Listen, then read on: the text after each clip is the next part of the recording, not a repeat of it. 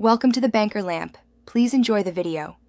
You start by confirming prerequisites: Core Binder v2, 1 or newer, admin rights, and the target project folder. Open the app and choose New Session or Load Template so you don't lose structure. Once done, set the workspace path and enable autosave at 1/2 minute. Make sure to link Cloud Sync if you want live backups. This gets you into the environment quickly and ensures changes are tracked from the first edit.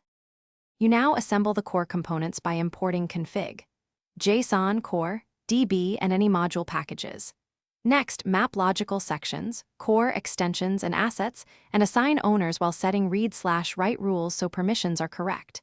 Then run the initial validation. This checks schema and detects missing keys. If validation reports errors, address them immediately because continuing with inconsistent data creates. You finish by wiring bindings. Link UI elements to data paths and confirm event hooks trigger correctly.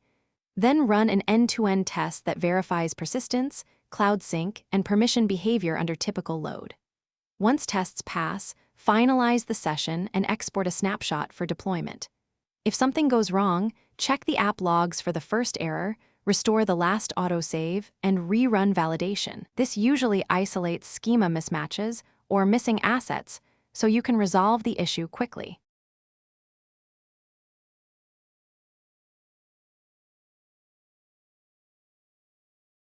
Thanks for watching. If this was helpful, leave a like and consider subscribing. See you next time.